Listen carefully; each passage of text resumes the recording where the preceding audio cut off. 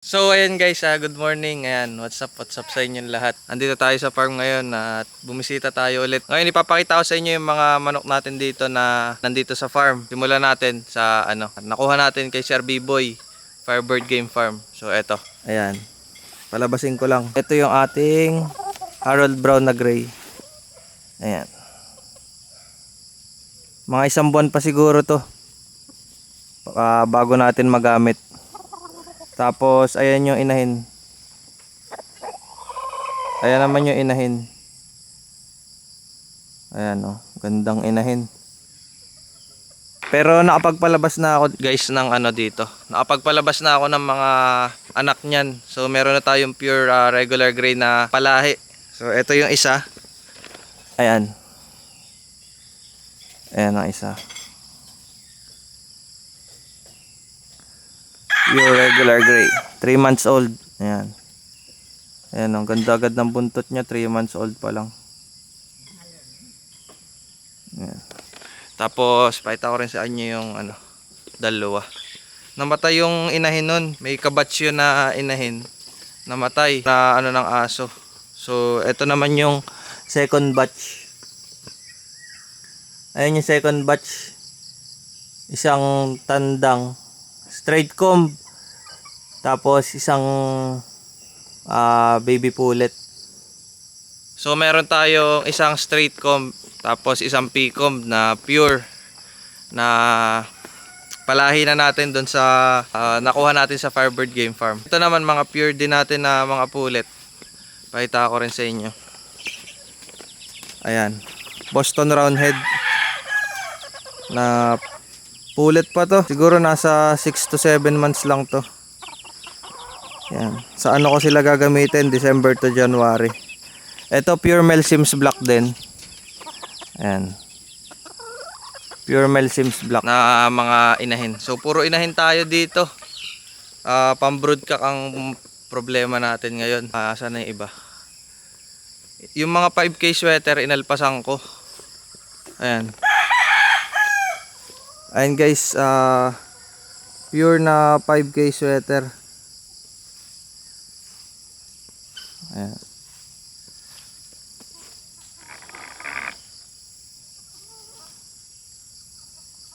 Ayan. Hinayaan ko lang muna nakalpas para maka-exercise sila. Ayan. Kasi nilagay ko sila dito sa range natin. Nakakalabas. So hinayaan ko na lang muna. Sabi ko ayusin na lang yung pakain para hindi umalis. Ayan.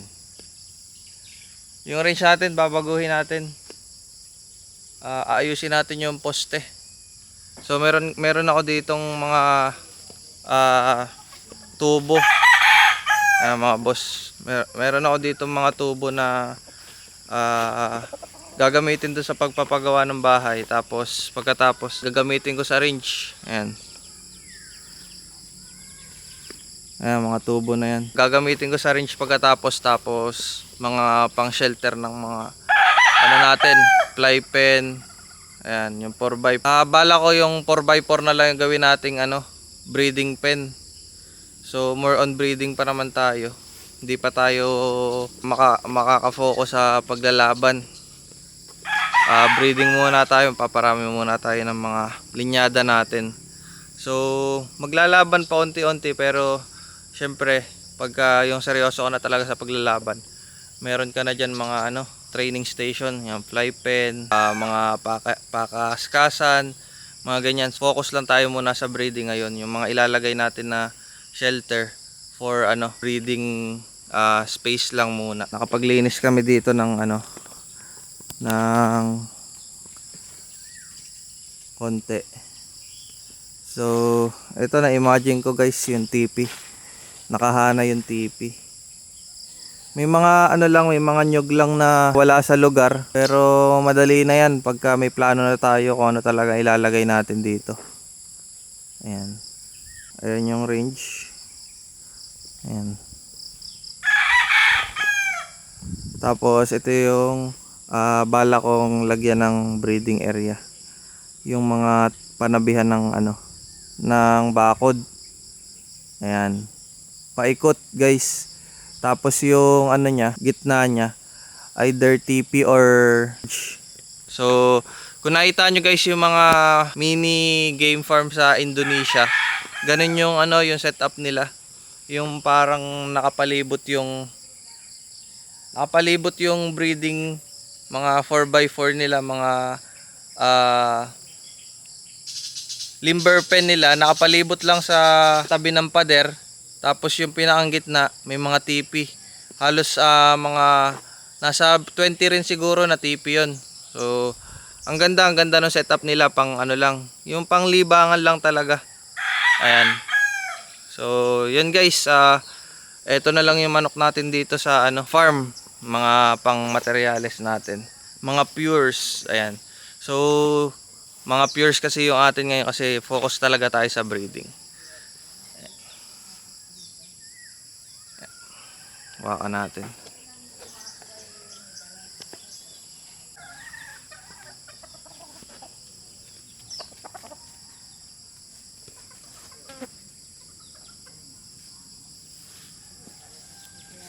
Ayan, so guys, ito yung ating ano, Harold Brown Gray. Ayan, ngayon palang tumutubo yung mga ano niya. So mga isang buwan pa to. Ayan. Ayan, normally hindi ko talaga hinahawakan pag lugon. Pero gusto ko maipakita sa inyo para sa vlog. Ayan.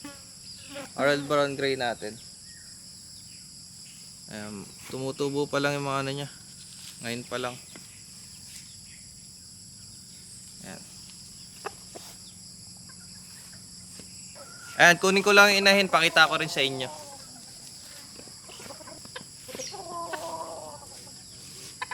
So, ayan guys yung ano,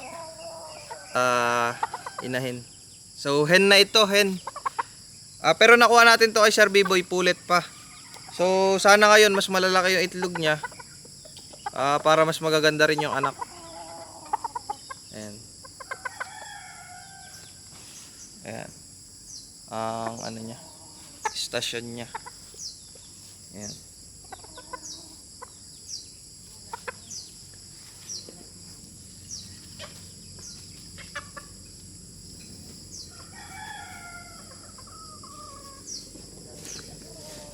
Ayan, tapos ito guys yung ano, ito yung paanak na nila.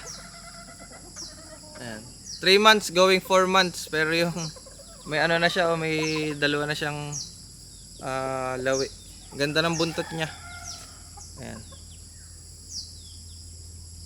Ayan, ganda rin ng ano nito.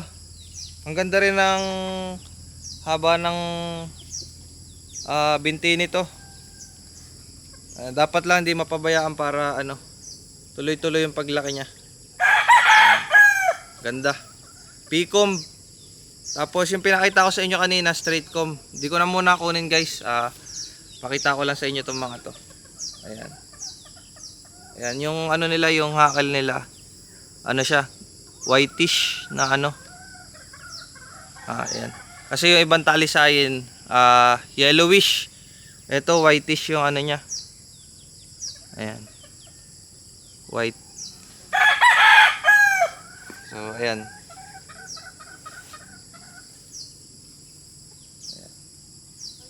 Bali guys, ito, pinapisa natin to sa Maynila. So, nandun kasi yung incubator ko. Dinala ko yung itlog nitong mga gray doon sa Maynila. Tapos, doon ko na pinapisa.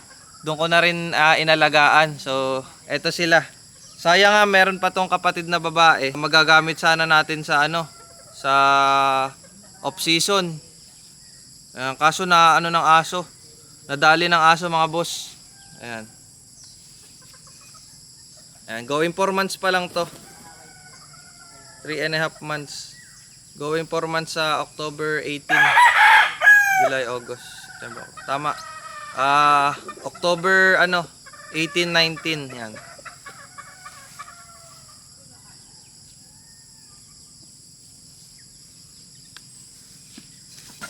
So ayun mga boss, pinakita ko lang sa inyo yung mga ilang manok natin na nandito.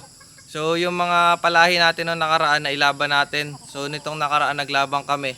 3 talo. Mga big time yung nakatapat natin. Mayor namin sa Lucena, nakatapat din namin. So nakita ko kung ano yung kulang sa manok natin.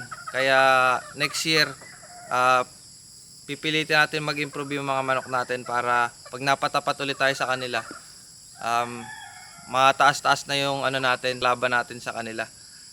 Matagal pa yung kasi big farm talaga sila, pero yung syempre sa manok kaya din natin yan kasi available naman na yung mga linyada na yan sa mga breeders. So yun lang guys, dito ko na muna tapusin tong video na to. Salamat sa panonood, sana nagustuhan nyo. At sana next year madami na akong naipakita sa inyong manok.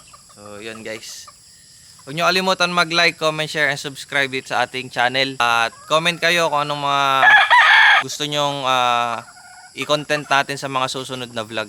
So yun guys, maraming salamat.